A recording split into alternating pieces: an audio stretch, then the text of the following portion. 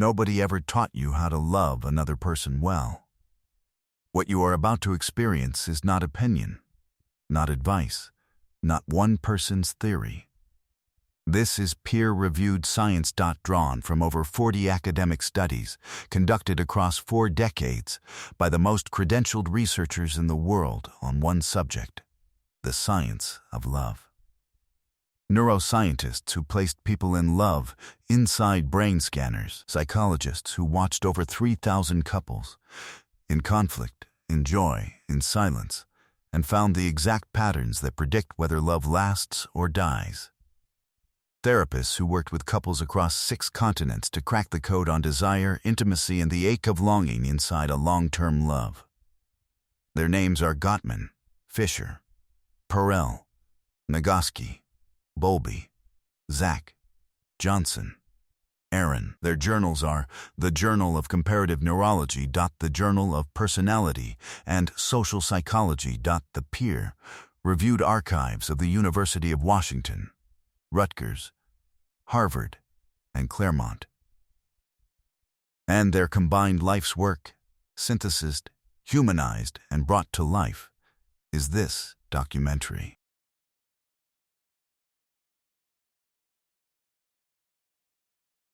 I want to ask you something, and I want you to actually stop and think about it before you scroll past. When was the last time your partner looked at you and you could see it in their eyes? Not just love, something deeper than love. The look that says, of everything in this world, you are what I choose. You are where I belong. You are my heaven. And if you had to pause before answering that question, then this video was made for you.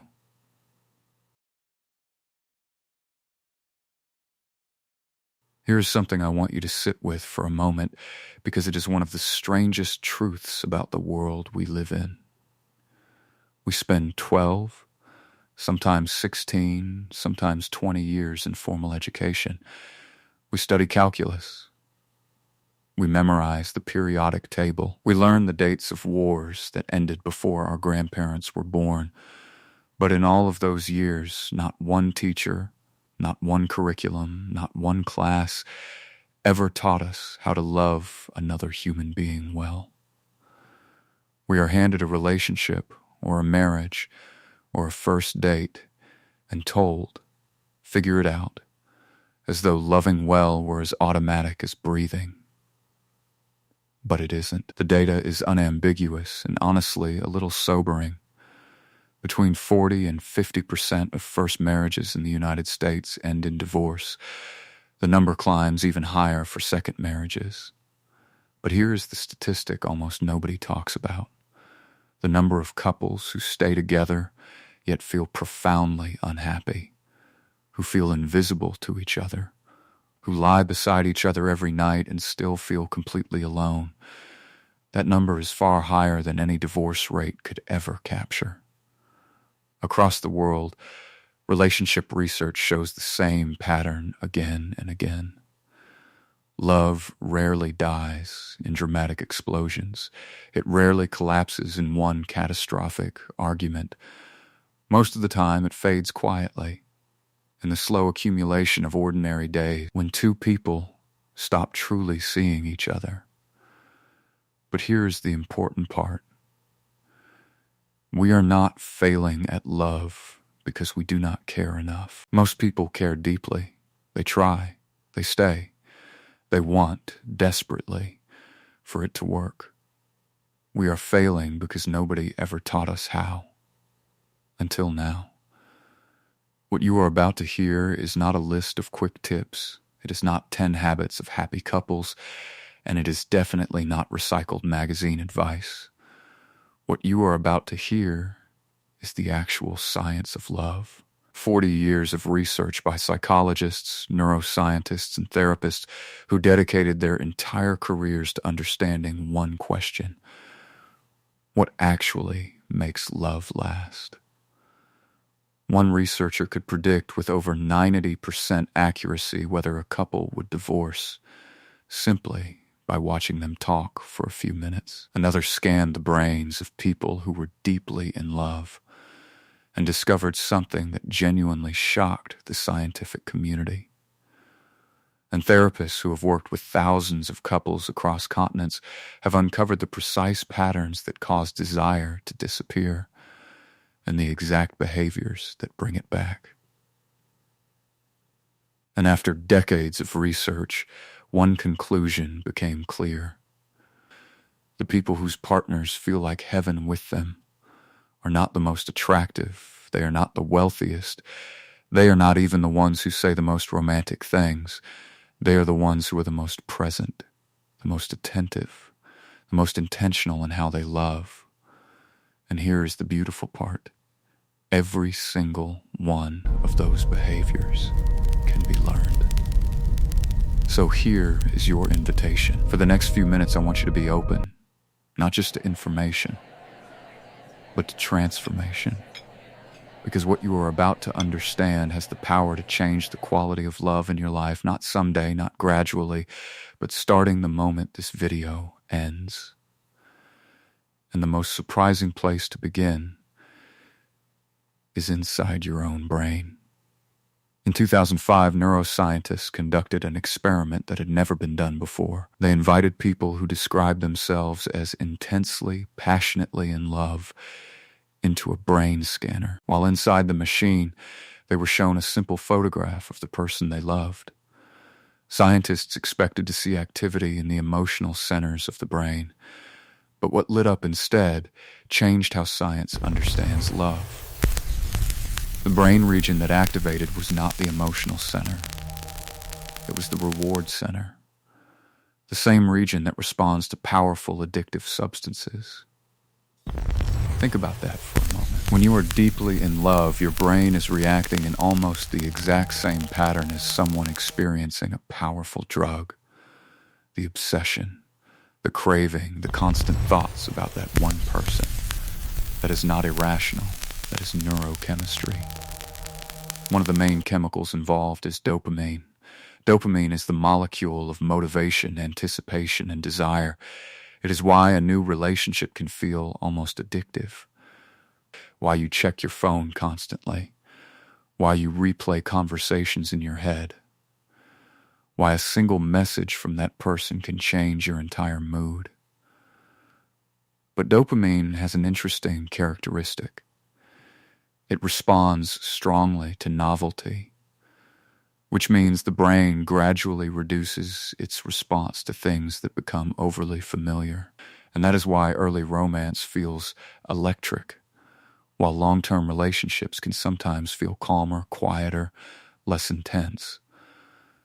But here's the part most people do not realize. Couples who intentionally introduce novelty, playfulness, and surprise into their relationship can reactivate that dopamine system again and again. In other words, the chemistry of early love can be reignited. The second important molecule is oxytocin, often called the bonding hormone. Oxytocin is released through physical touch, eye contact, shared laughter, and moments of emotional vulnerability. Even a single long hug can release enough oxytocin to reduce stress and increase feelings of trust. And unlike dopamine, which responds to novelty in general, oxytocin bonds you specifically to that person. It is the molecule of belonging, the chemistry of us. And then there is serotonin. Serotonin stabilizes mood and creates a sense of emotional safety. In early love, serotonin levels are actually lower, which is why people can think obsessively about the person they love. But as trust grows and relationships mature, serotonin stabilizes, and that creates something even more powerful than excitement. Peace.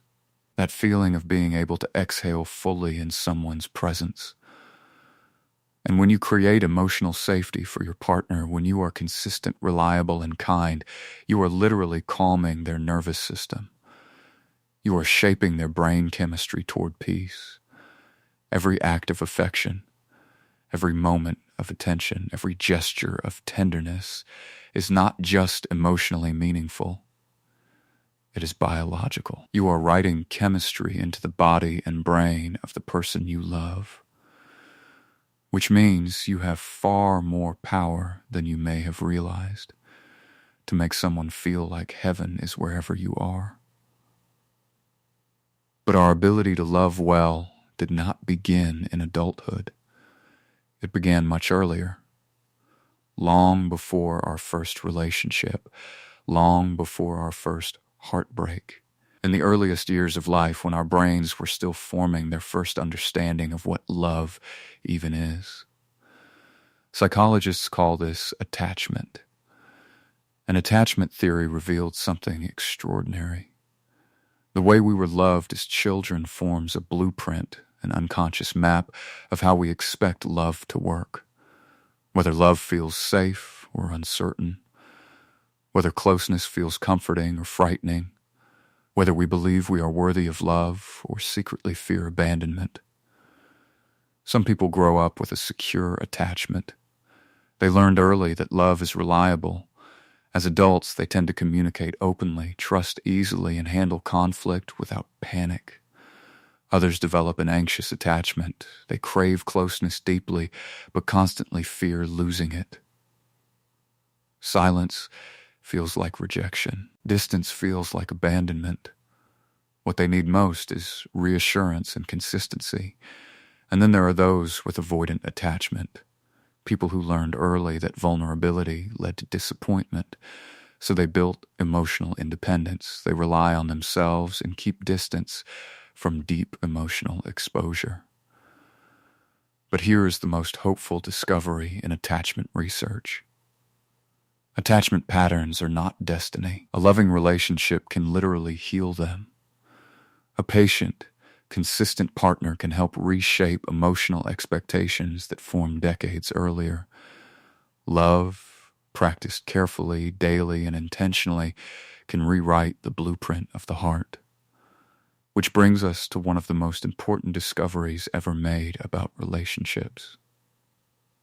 For decades, researchers observed couples interacting with each other.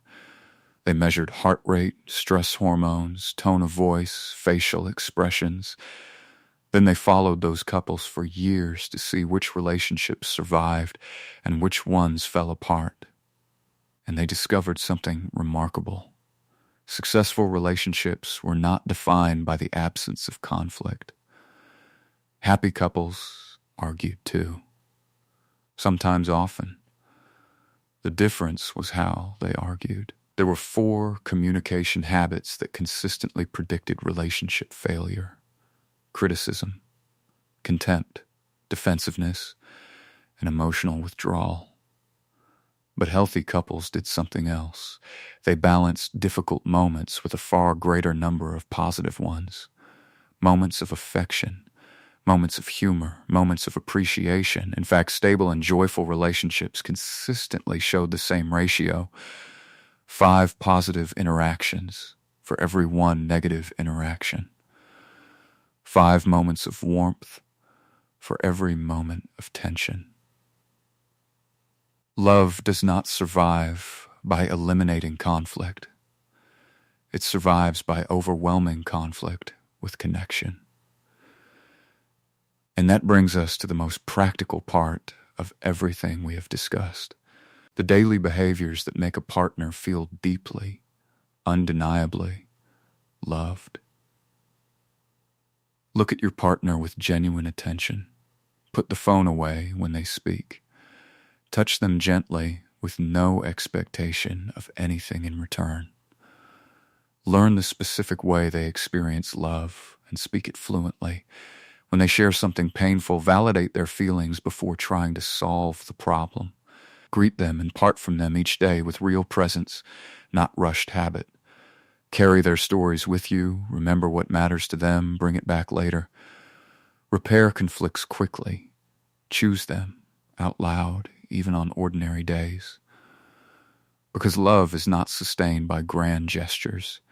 It is sustained by small, consistent ones. And finally, I want to leave you with one idea. Philosophers once described 2 ways of relating to another person. One treats the other as something familiar, predictable, almost like an object. The other treats them as a living mystery, a person to keep discovering. Real love happens in the second space, where we refuse to let the person we love become ordinary, where we continue, even after years, to meet them with curiosity, to see them, to choose them again. Because when someone feels truly seen, truly safe, truly chosen, the brain responds with the same chemistry people describe in transcendent experiences. In other words, sometimes heaven is not a place. Sometimes heaven is simply the feeling of being held by the right person at the right moment and knowing they choose you completely. Not just on extraordinary days, but on ordinary ones. So love deeply, love wisely, and remember this: heaven is not somewhere else. Heaven is in the arms of the person who chooses you. Welcome to heaven in your arms.